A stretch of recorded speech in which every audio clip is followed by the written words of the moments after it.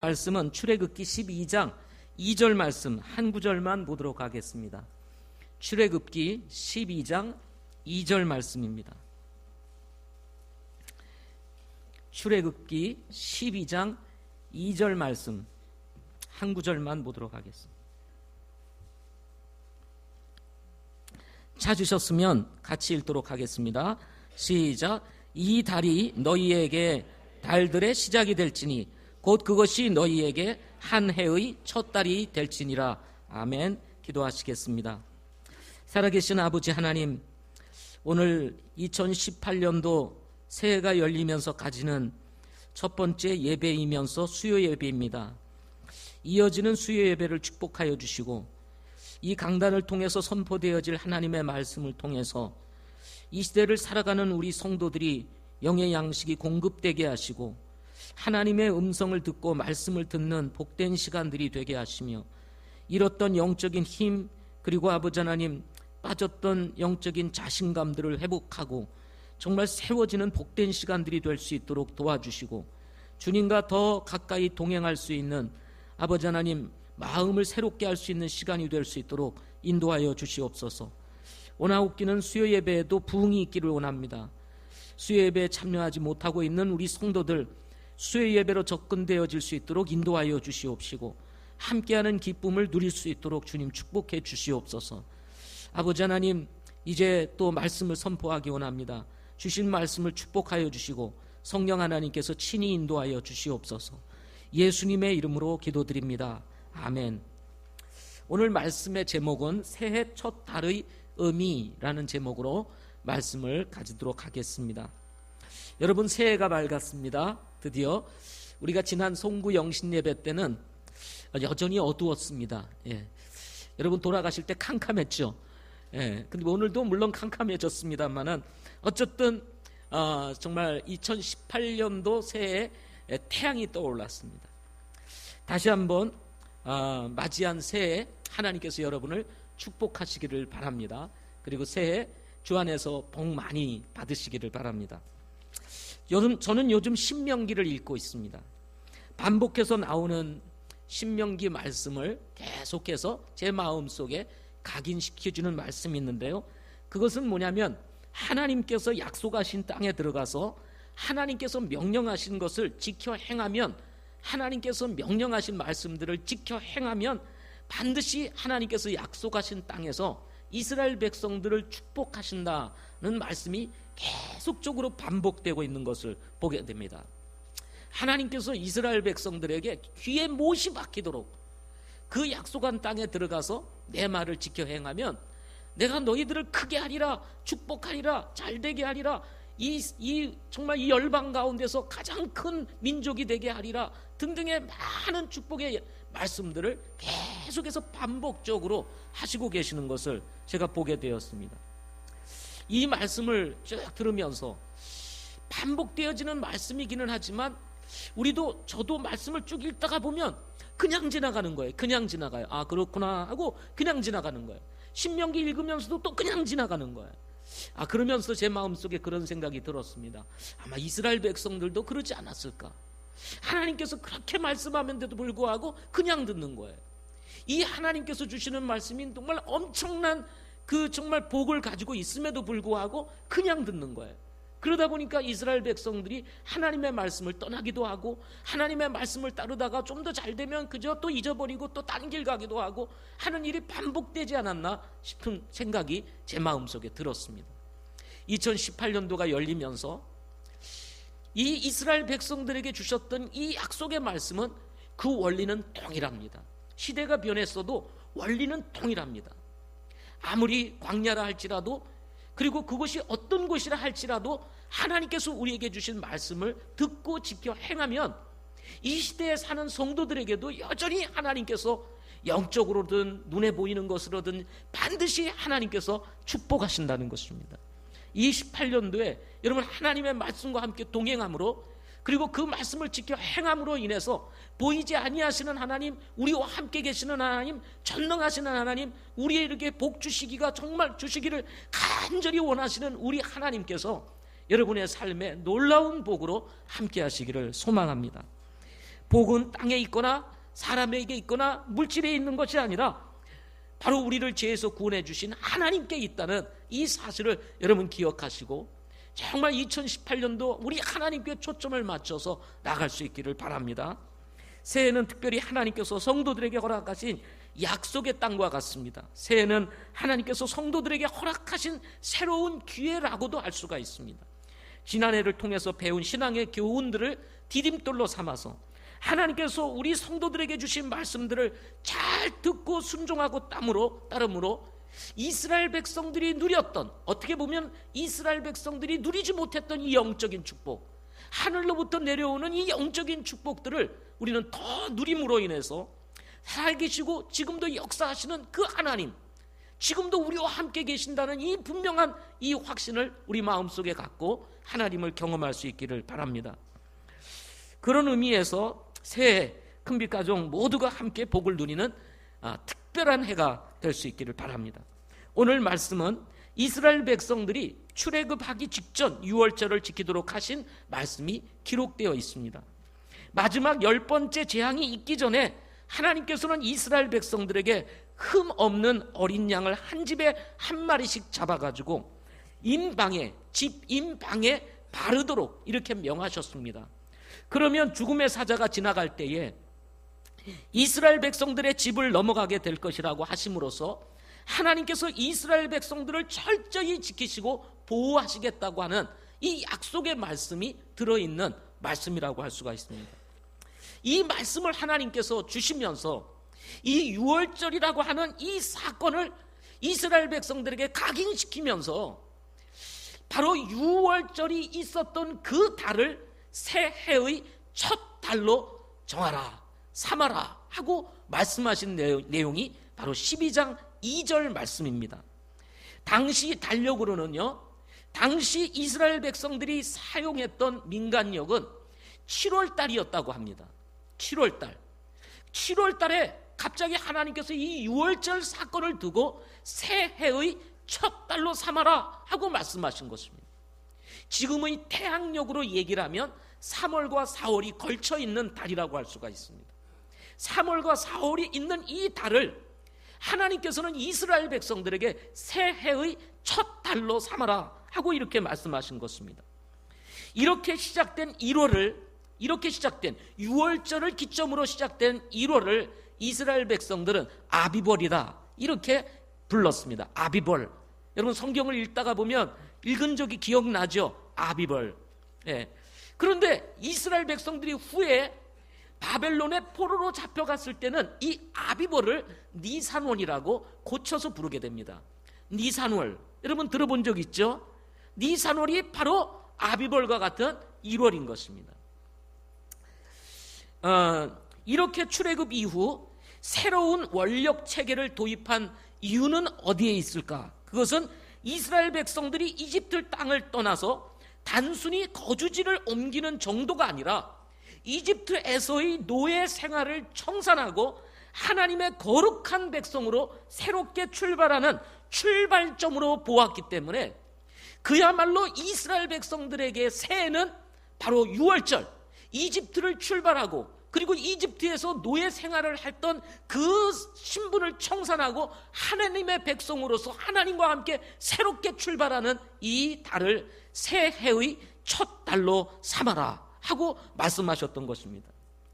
또 하나는 새로운 달력 체계의 시작달로 정하신 이유는 유월절 사건을 기억하도록 하기 위해서였을 것이라는 것입니다.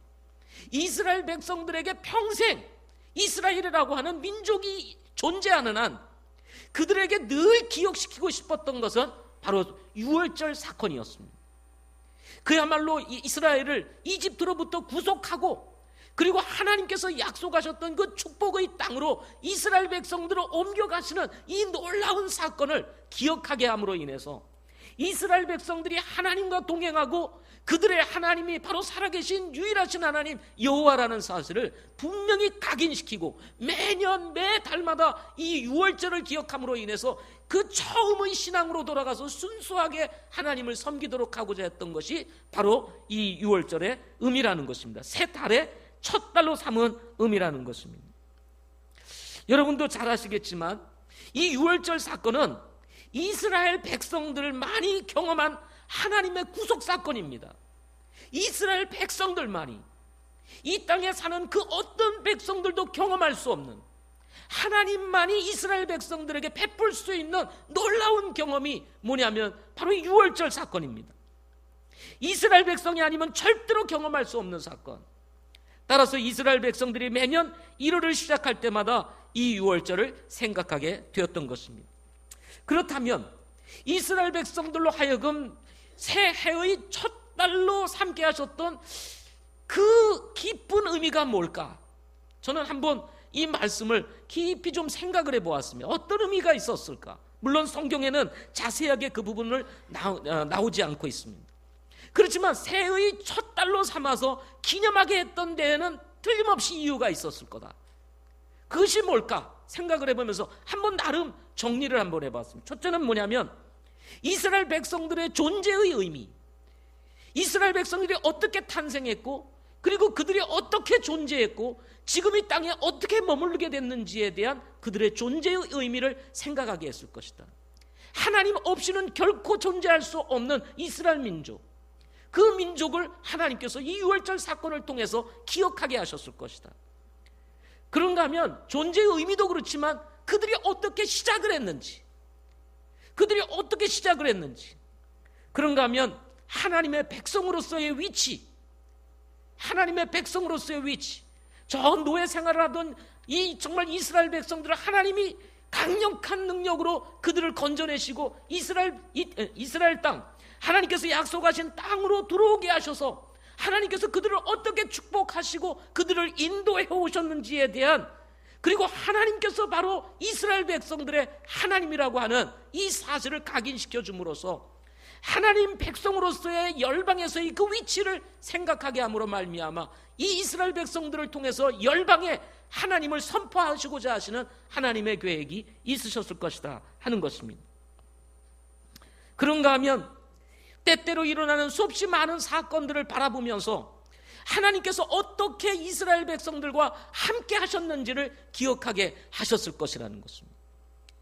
유월절 사건을 통해서 하나님이 그들을 어떻게 건져내셨는지, 그리고 이집트의 그 군사들을 하나님께서 어떻게 망하게 하셨는지, 광야를 지나면서 하나님께서 그들을 어떻게 먹이시고 인도하셨는지, 이 등등을 기억하게 하심으로 하나님께서 이스라엘 백성들과 함께 하신다고 하는 이 분명한 것들을 각인시키고자 하셨을 것이다 하는 것입니다. 여기에는 축복도 있었습니다. 하나님께서 이스라엘 백성들을 어떻게 축복하셨는지 그것을 철저히 기억하게 하시고자 하나님께서는 이 유월절이 달려있는 이 달을 새해의 첫 달로 삼게 하셨을 것이다. 이렇게 유월절 사건은 노예 생활 전과 해방 이후 하나님의 백성으로서의 삶에 대한 분기점이 되었다는 것입니다. 여러분 잘 아시겠지만 역사를 구분할 때 기원 전과 기원 후로 나누게 됩니다. 아이러니하게도 이렇게 역사를 기원 전과 기원 후를 나눌 때 바로 그 기준점을 예수님의 탄생에 두고 있다는 것입니다. 이거 참 놀라운 거 아니겠어요? 정말 이 역사의 세계는 어떻게 보면 불신의 세계고 하나님의 없는 역사라고 할 수 있는데, 아이러니하게도 이 역사의 분기점인 기준점인 기원 전과 기원 후의 기준점이 바로 예수님의 탄생에 두고 있다는 거, 참 이거 놀라운 일 아닙니까? 예수님의 탄생 전 시대와 예수님 탄생 이후 시대, 이것은 구약과 신약을 나누고 율법 시대와 은혜 시대를 나누게 되는 아주 중요한 기준점이라고도 할 수가 있을 것입니다.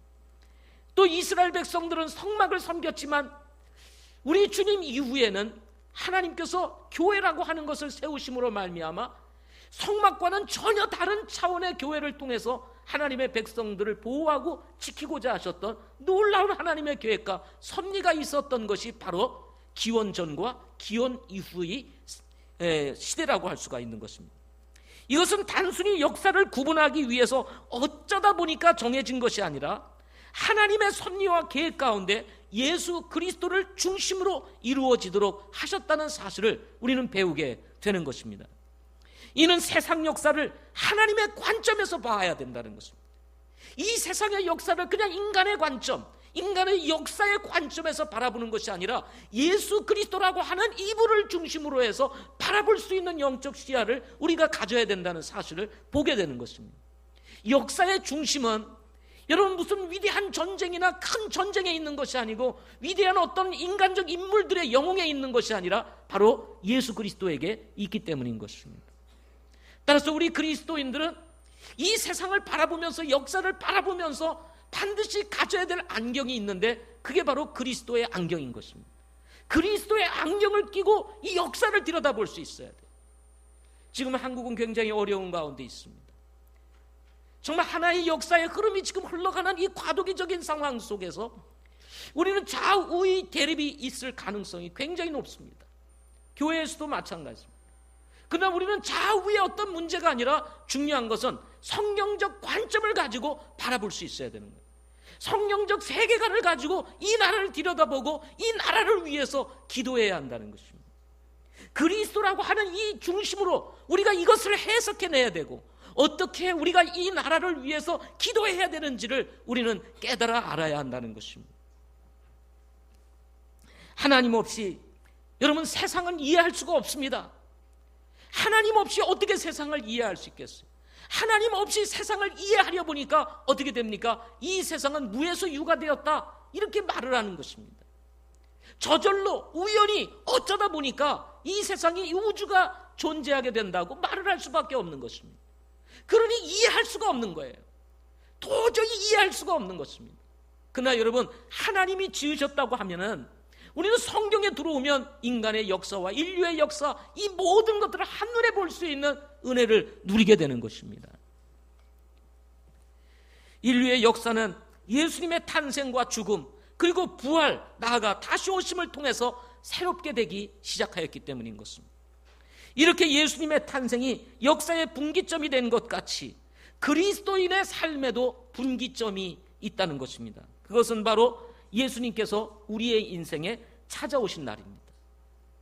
그리스도인의 삶에도 BC와 AD가 있습니다. 여러분과 나의 삶의 BC와 AD 그것이 뭘까요? 그것을 나누는 분기점은 바로 우리 각자가 예수 그리스도를 만났을 때인 것입니다. 구원받은 날인 것입니다.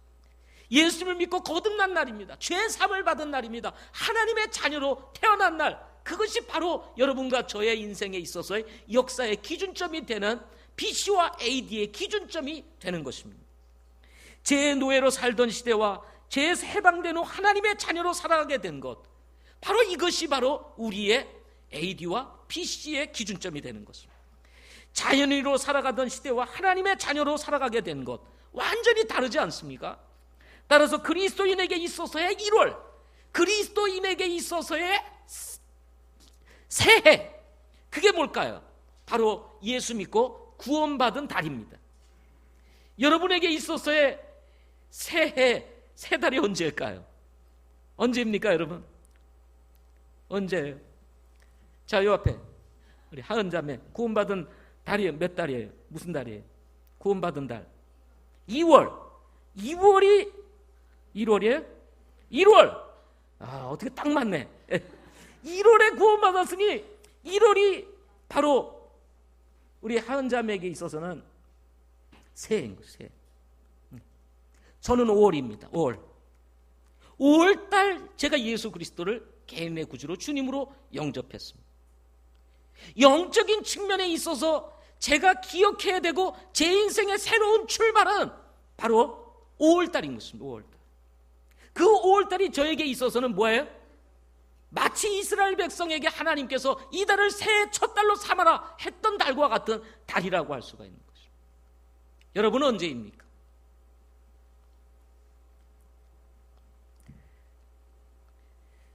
다른 말로 얘기하면 영적인 6월절이다 이렇게 말할 수가 있는 것입니다. 고린도후서 5장 17절에 보면 그런즉 누구든지 그리스도 안에 있으면 그는 새로운 창조물이라 옛 것은 지나갔으니 보라 모든 것이 새롭게 되었도다. 놀랍지 않습니까? 이전 것은 지나갔으니 보라 새 것이 되었도다. 바로 우리가 구원받은 날 우리가 새롭게 변화된 날 바로 그것이 여러분과 저에게 있어서는 새해인 것입니다. 우리가 새로운 창조물이 되는, 새롭게 인생이 출발한 날이 바로 구원받은 날이기 때문에 그렇습니다. 갈라디아서 2장 20절에서는 내가 그리스도와 함께 십자가에 못 박혀 있으나 그럼에도 불구하고 사노라. 그러나 내가 아니요 그리스도께서 내 안에 사시느니라. 나는 지금 내가 육체 안에서 사는 삶을 나를 사랑하사 나를 위해 자신을 주신 하나님의 아들의 믿음으로 사노라 하고 말씀하십니다. 우리는 죽고 그리스도가 다시 사신 날, 바로 그것이 예수 믿고 구원받은 날인 것입니다. 그 일 이후부터는 나는 죽고 내 안에 그리스도가 사는 그 삶으로 살아갈 수 있는 놀라운 복을 우리가 누리게 되는 것입니다. 골로새서 3장 2절에서는 위에 있는 것들에 너희 애착을 두지 말고 땅에 있는 것들에 위에 있는 애착을 두고 땅에 있는 것들에 두지 말라 하고 말씀하시면서 위에 있는 것과 땅에 있는 것, 이것을 철저히 구분하면서 이제는 우리가 땅의 것을 위해 사는 것이 아니라 위에 있는 것을 바라보며 살게 되었다고 말씀하고 있는 것입니다. 차원이 다른 거예요. 차원이. 그런가 하면 골로새서 3장 7절부터 8절에 보면은 너희는 그것들 가운데 살 때 한때 그것들 가운데서 걸었으나 이제는 너희도 이 모든 것을 내버리라. 곧 분노와 진노와 악의와 신성모독과 너희 입에서 나오는 더러운 대화라 라고 말씀하시면서 우리는 한때가 있었어요. 한때. 어떤 한때? 예수님 믿지 아니하고 살던 한때, 주님 없이 살아가던 한때가 있었습니다. 그러나 이제는 너희도 이 모든 것을 내어버려라 하고 말씀하셨습니다. 한때와 이제가 분명하게 있는 사람들, 바로 그런 사람들이 누굽니까? 저와 여러분인 것입니다. 이렇게 예수님께서 성도들의 삶에 찾아오신 후 우리는 완전히 변화가 되었습니다. 단순히 어떤 결심으로 인해서 삶의 습관이 변화거나 태도의 변화를 의미하는 것이 아닙니다. 인생에 뭔가 좀 이렇게 항로가 좀 잠시 바뀐 것을 의미하는 것이 아닙니다. 제가 읽어드렸던 말씀을 통해서 보게 되면 우리는 완전히 새로운 창조물이 되었다고 말합니다. 완전히 새로운 사람이 된 겁니다. 그런가 하면 완전히 새 것이 되었으며 땅에서 하늘로 바뀌는 새로운 역사가 일어났다는 것입니다. 우리는 땅밖에 몰랐습니다. 땅에서 살다가 땅에서 그냥 땅으로 들어가면 끝나는 줄 알았어요. 그런데 우리에게는 하늘이 있다는 사실을 성경을 통해서 보여주신 겁니다. 사망에서 생명으로 옮겼습니다. 사망에서 생명으로. 죽으면 끝인 인생이 아니라 이제는 영원히 살 수 있는 놀라운 축복을 요한복음 5장 24절에서 우리에게 밝혀주고 있습니다. 지옥에서 하늘 왕국으로 올라가는 놀라운 축복을 허락해 주셨습니다. 거짓의 아비에서 하나님의 자녀로 위치가 완전히, 신분이 완전히 바뀌는 놀라운 역사가 일어났습니다. 예수님께서 여러분과 저의 삶에 찾아온 이후의 우리의 삶의 변화인 것입니다. 놀랍지 않습니까? 여러분 감사하지 않습니까? 우리에게 바로 이런 날이 있다는 것, 이것은 정말 바꿀 수 없는, 그 세상의 어떤 것과도 바꿀 수 없는 놀라운 축복인 것입니다. 이런 하나님의 은혜 가운데 우리는 2018년도를 드디어 맞이하게 됐습니다. 2018년도. 영적인 달력은 각자 구원받은 날이고 이스라엘의 달력은 6월절이 들어가 있는 달이며 역사의 달력은 예수님의 탄생이라면 창조에 따른 달력은 바로 태양력인 1월이라고 할 수가 있습니다. 하나님께서는 넷째 날 낮을 주관하는 광명과 밤을 주관하는 광명 그리고 별들을 만드신 후 이렇게 말씀하셨습니다. 그것을 만드신 목적 중에 하나, 계절과 날들과 해들을 나타내기 위함이라 하고 말씀하셨습니다. 계절과 날들과 해들을 나타내기 위함이라. 하나님께서 낮을 주관하는 광명, 밤을 주관하는 광명, 그리고 별들로 인해서 1년이라고 하는 이 해들을 나타내게 하시고, 그리고 날을 나타내게 하시고 계절들을 나타나게 하셨다, 이렇게 말씀하셨습니다. 왜 하나님께서는 이 해를 주관하는 광명, 낮을 주관하는 광명과 밤을 주관하는 광명과 별들을 통해서 매일이라는 날과 그리고 매달이라는 날과 매년이라고 하는 이 시간을 허락하셨을까? 왜 하나님께서는 이런 자연 법칙을 이 우주 만물에 두셨을까? 생각해 보게 되었습니다. 특히 1월은 한 해를 시작하는 달이라고 할 수가 있습니다. 6월절, 예수님의 탄생, 구원받은 날, 그리고 새해의 첫 달. 이것들에는 공통점이 하나 있습니다. 공통점. 6월절, 예수님의 탄생, 구원받은 날, 그리고 새해의 첫 달. 공통점은 새로운 시작을 의미한다는 것입니다. 새로운 시작. 뭐를 의미한다고요? 새로운 시작. 공통점. 바울은 뒤에 것은 잊어버리고 앞에 있는 것을 잡으려고 표대를 향해서 나간다고 우리에게 말씀을 했습니다.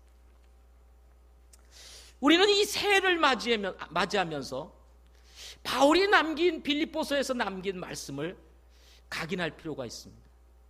2017년도에 우리는 머물러 있어서는 안 됩니다. 아쉬움이 있을지라도 더 이상 우리는 2017년도에 머물러 있는 사람들이 아닙니다. 또 2017년도 너무 좋았던 것이 많았습니다. 떠나고 싶지 않았습니다. 그럼에도 불구하고 우리는 2018년도로 넘어왔습니다. 더 이상 2017년도에 남아있으면 안 돼요. 우리는 이제 2018년도를 살아내야 합니다. 새로운 시작이 된 것입니다. 하나님께서는 대언자 이사야를 통해서 말씀하시기를 이사야서 43장 19절에 보라 내가 새 일을 행하리니 이제 그것이 솟아오르리라. 너희가 그것을 알지 못하겠느냐? 심지어 내가 광야에 길을 내며 사막에 강들을 내리니 하고 말씀하셨습니다. 하나님께서 어두웠던 이스라엘 백성들의 그 운명을 바라보면서 바벨론의 포로로 잡혀갔던 그 이스라엘 백성들의 어두운 인생을 바라보면서 그 역사를 바라보면서 대언자 이사야를 통해서 주셨던 하나님의 말씀이 무엇이었습니까? 보라 내가 새 일을 행하리니 이제 그것이 솟아오르리라. 2018년도 하나님께서 대언자 이사야를 통해서 주셨던 말씀처럼 새 일을 행하시고 그것이 우리 가운데 솟아오르는 놀라운 축복이 있기를 바랍니다. 너희가 그것을 알지 못하겠느냐? 그걸 모르겠느냐? 그걸 좀 알라고 지금 대언자 이사야를 통해서 하나님께서 이스라엘 백성들에게 말씀하고 있는 것입니다. 하나님은 그렇게 하실 수 있다는 것입니다. 심지어 내가 광야에 길을 내고 그리고 사막에 강들을 내시는 분이 누구십니까? 하나님이신 것입니다. 우리가 가는 길이 광야일 수 있습니다. 우리가 가는 길이 2018년도 가는 길이 메마른 땅일 수 있습니다. 그렇지만 그 광야에서 길을 내시고 그 메마른 땅에서 강들을 내실 수 있는 분이 바로 우리가 믿는 하나님이시라는 사실을 여러분 기억하시기를 바랍니다. 예수님은 제자들을 부르시며 말씀하시기를 내가 너희로 사람을 낚는 어부가 되게 하리라 하고 말씀하셨습니다. 고기 잡는 것이 인생의 전부라고 생각했던 이 사람들을 주님께서 부르시면서 그들에게 말씀하시기를 이제는 고기 잡는 인생이 아니라 사람 잡는 인생 되게 하시겠다 하면서 제자들의 삶의 가치를 엄청나게 높여주시는 것을 여러분 기억하시지 않습니까? 주님을 따르는 길은 바로 이렇게 삶의 가치가 달라지는 것입니다. 여러분 하나님께서 2018년도 우리에게 새로운 시작을 허락해 주셨습니다. 새롭게 행할 수 있는 은혜를 허락해 주셨습니다. 바로 이것이 바로 이 축복이 저와 여러분의 축복이 되시기를 바랍니다. 그러기 위해서 여러분에게 말씀드리고 싶습니다. 뒤의 것은 잊어버리자. 자, 저를 따라서 한번 보십시오. 뒤의 것은 잊어버리자. 뒤의 것은 잊어버리자. 예, 지워버리시기를 바랍니다. 자꾸 솔솔 생각이 나면 자꾸 이게 붙잡습니다. 물론 우리는 기억을 다 지울 수는 없을 것입니다. 그러나 기억에 붙잡히지 말고 기억을 뒤로 한 채 앞으로 나가실 수 있기를 바랍니다. 그런가 하면 하나님께서 구원하신 것을 기억하자. 뭐를 기억하자고요? 하나님께서 우리 구원하신 것을 기억하자. 여러분, 우리가 순수로 돌아갈 수 있는 비결은 처음 하나님을 만났을 때로 돌아가서 다시 우리 주님께서 우리를 행하셨던 그 십자가의 놀라운 은혜를 되새겨 보는 것입니다. 그래야 순수해져요. 우리가 살다 보면 자꾸 더러워질 때가 있습니다. 이 순수성을 잃어버릴 때가 있습니다. 그럴 때 필요한 것, 여러분, 그때마다 우리 주님이 행하신 이 구원의 놀라운 은혜를 생각하는 것입니다. 세 번째, 새로운 삶에 도전하자. 새로운 삶에 도전하자 하는 것입니다. 우리는 땅의 방식을 쫓아 살아가는 사람들이 아니라 하늘의 방식을 쫓아 살아가는 사람들입니다. 하나님께서 2018년도로 우리를 부르신 것은 또 다른 주님의 목표와 사명이 있기 때문인 것입니다. 그러므로 우리 앞에 닥친 정말 주님께서 우리에게 허락하신 이 새로운 기회들을 아무 생각 없이 가기보다는 과감히 도전해서 2018년도가 여러분과 저의 해가 될 수 있기를 소망합니다. 뿐만 아니라 하나님의 부르심에 우리 모두가 순종할 수 있기를 바랍니다. 우리 모두는 하나님의 부르심을 가지고 있습니다. 그것을 은사를이라고 하는 것을 통해서 우리에게 나타내 줍니다. 우리 모두는 각자 하나님의 부르심의 은사가 있어요. 어떤 사람들은 그 부르심의 은사가 뭔지 모르겠습니다 라고 말을 하시는 분들이 있습니다. 그럼 옆에 있는 분들에게 물어보십시오. 리더들에게 물어보세요. 근데 알고 싶지 않은 분들도 있어요. 예. 왜 아는 순간 부르심에 순종해야 되거든요. 근데 제일 좋은 핑계가 뭐예요? 저는 은사가 뭔지 모르겠어요 하는 게 제일 좋거든요. 예. 누구도 터치를 안 해요. 그러면 한번 생각해봐, 기도해봐, 또 한번 찾아봐, 뭐 이러잖아요, 그죠? 근데 내 은사는 이거예요. 그럼 뭐해? 해야지. 뭐 이렇게 나오니까 내 은사가 나는 잘 모르겠어요 하고 말하는 사람들이 은근히 있다고 생각합니다. 자수해서 광명 찾으시기를 바랍니다. 예. 저는 여러분들에게 제 스스로에게 도전하면서 이렇게 말하고 싶습니다. 새해를 새해되게 하자. 새해를 새해되게 하자. 새해가 옛날이 되게 하는 것이 아니라 새해를 새해되게 하자. 새롭게 시작하자는 거예요. 새로운 마음으로, 새로운 생각으로, 새로운 각오로, 그리고 새롭게 주님을 만나고, 새롭게 기도하고, 새롭게 성경을 읽고, 새롭게 만나고, 그리고 새롭게 예배하고, 새롭게 우리가 성경을 공부하고, 그런 심정으로 새해를 새해되게 하자. 그래서 우리는 우리 교회 사역에도 변화를 이루려고 합니다. 새해에는요, 호칭을 통일하기로 했습니다. 호칭을 어떻게 통일하기로 했냐면, 우리 목자 되시는 분들이 계시잖아요, 그죠? 그래서 목자님이라고 부르지 않고 다 자매님으로 부르기로 했습니다. 다 뭘로 부르기로? 자매로. 우리 집사님들 계시죠? 집사님들도 집사님이라고 부르지 않고 형제로 다 부르기로 했습니다. 형제님. 여러분, 놀라운 변화 아닙니까? 새해를 새해되게 하자. 뭔가 새로운 시작. 하나님께서 우리들의 마음을, 우리 교회의 리더들의 마음을 그렇게 움직여 주셨습니다. 뭔가 높은 것 같은 느낌, 뭔가 계급 같은 느낌 주는 것 우리가 없애자. 그래서 과감히 우리가 그리스도 안에서 하나가 되고 교회에서 하나가 되자. 그래서 호칭을 목자님이다, 집사님이다 이런 거를 빼고 어떻게 해요? 그냥 형제, 자매로. 자, 옆에 계신 분들에게 한번 해보겠습니다. 이 연습이 안 되면 잘 안 됩니다. 2018년도에는 우리가 그렇게 하기로 했습니다. 형제, 자매. 목자님도 안 계시고 자매님도 집사님도 안 계신 분들끼리야 언제든지 형제, 자매 자연스럽죠. 예. 박순호 형제님, 예, 반갑습니다.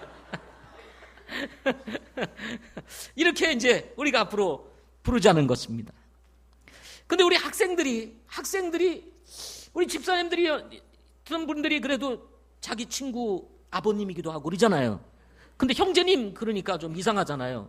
그럴 때는 아버님 뭐 이렇게 불러도 괜찮아요. 누구 아버님. 또 좋은 단어가 뭐냐면 부형님, 아버지 형제님이라는 뜻이에요. 나이 드신 분들에게만 붙이는 게 아니에요. 사실은 그게. 예? 부형 그러면은 무슨 할아버지들에게 붙이는 것 같은 느낌. 그게 아니고 아버지 형제님이라는 뜻이에요. 무슨 말인지 알겠죠? 또 우리 모매님 그러면 뭐예요? 어머니 자매님이라는 뜻이에요. 모매님 하면 뭐예요? 어머니 자매님. 근데 나이가 많은데 저게 아버지 또래인데 형제님 자매님 그러면 이상하잖아요. 그럼 뭔가 맘먹는 것 같고 조금 나이 많은 것 같이 이렇게 느끼시는 분들은 모매님 뭐예요? 부형님 아니면 아버님 누구 아버님 이렇게 불러도 됩니다. 네. 야, 놀라운 변화죠? 놀라운 변화죠? 네. 야, 우리 성도들은 안 놀래요. 이렇게 보니까 뭐 그 정도는 뭐 우리가 다 할 수 있다. 그리고 우리 그만큼 우리가 성숙되어 있는 거예요. 네, 성숙되어 있는. 우리 호칭의 변화를 주어서 혹시나 우리가 정말 호칭 때문에 시험 드는 사람이 없도록 우리가 그리스도 안에서 형제 자매로 부르자 이렇게 했습니다. 여러분 우리 교회 나는 좋은 교회라고 믿습니다. 이런 것들을 과감히 떨쳐내고 우리 집사님들이 먼저 그렇게 하자 하고 제안을 해서 우리가 이런 일들을 실행할 수 있게 되는 거예요. 정말 이건 아무 교회나 할 수 있는 것이 아니다. 그런가 하면 우리는 새로운 변화를 또 가져오게 될 것입니다. 제가 1월까지만 수요예배 말씀을 이렇게 전합니다.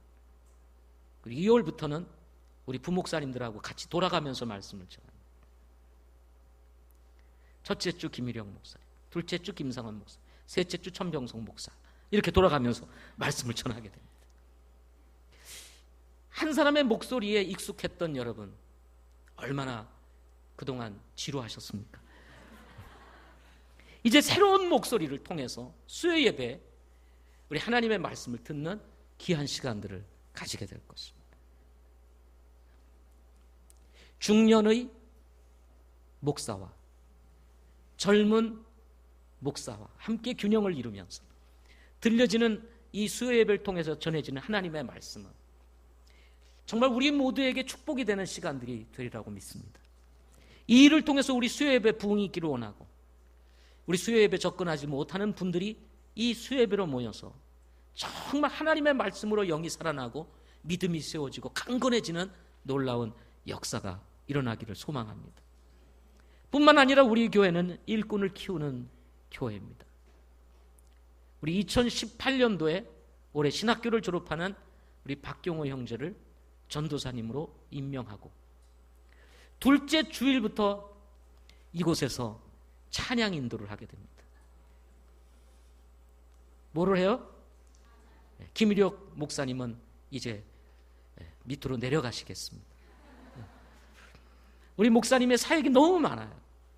교회의 여러 가지 일들, 청년부, 캠퍼스 그동안 바꿔주세요 그렇게 했는데 뭐 다른 사람이 해도 똑같은 상황이 일어나서 그냥 하세요 그렇게 해왔습니다. 어차피 우리 박경호 형제는 처음 합니다. 처음 하니 얼마나 어설프겠어요. 아시죠? 여러분 아시죠? 예, G폼을 아시죠? 예, 그 어설픔 그렇지만 거기에도 새로운 변화가 일어나게 될 것입니다.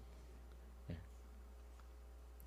그래서 모든 예배는 앞으로 박경호 형제가 인도를 하게 될 것입니다. 주관을 하게 될 것입니다. 뿐만 아닙니다. 지금 우리가 하나님의 은혜로 오케스트라가 세워지면서 점점 자리가 좁아지고 있습니다. 2부 예배 때는 자리가 부족 현상이 일어나서 지금 뒤에 뭐 이렇게 어려움이 있습니다. 늦게 오시면 막 찾고 돌아다니고 막 사람 안 치고 막 이런 일들이 벌어지고 있습니다. 그래서 지금 이 공간에 어려움들이 있습니다. 지금 여기 가림대를 만들어서 지금 여기 앞에도 다 앉고 있는 실정입니다. 지금 비어 있었던 자리에도 지금 사람들이 다 앉고 있어요. 2부 예배 때는. 그럼에도 불구하고 뒤에 오시는 분들은 어려움이 있습니다. 그래서 자리 확보와 그리고 여러 가지 변화를 위해서 오케스트라가 둘째 주부터 이 앞으로 나오게 됩니다. 오케스트라가 이 앞으로 나오고 저쪽은 좌석을 그대로 놓아서 자리 확보를 하려고 합니다. 또 오케스트라가 숫자가 늘어나고 있습니다. 그래서 저기에는 더 이상 오케스트라를 수용할 수가 없어서 어쩔 수 없이 일로 나올 수밖에 없는 상황입니다. 그래서 이 앞으로 나오고 그 다음에 저기에는 자리를 놓고 찬양대와 기도하시는 모든 분들은 이제 저 문을 통해서 들어와서 저 문을 통해서 나가는 방식으로 취하게 될 것입니다.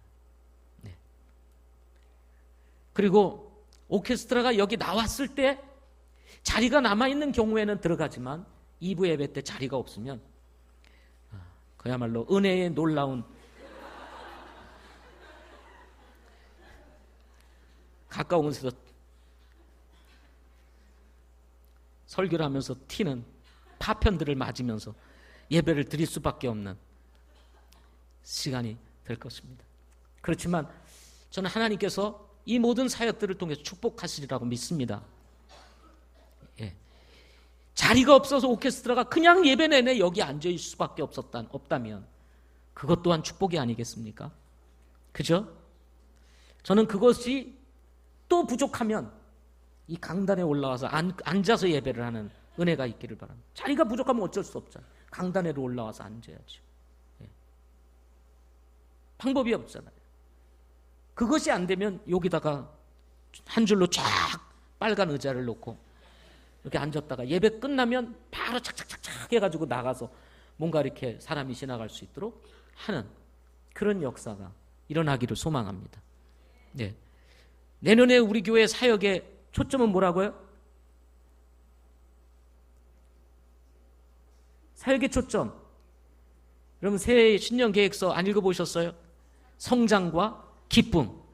여러분 내년에는 우리 교회가 성장하기를 소망합니다. 더 성장하기를. 광교교회도 배가, 목동교회는 절대 배가, 우리 교회는 성장과 기쁨. 그래서 새 교회가 모두 성장할 수 있기를 소망합니다. 그래서 하나님 쓰시기에 합당한 교회로 자라갈 수 있기를 소망합니다.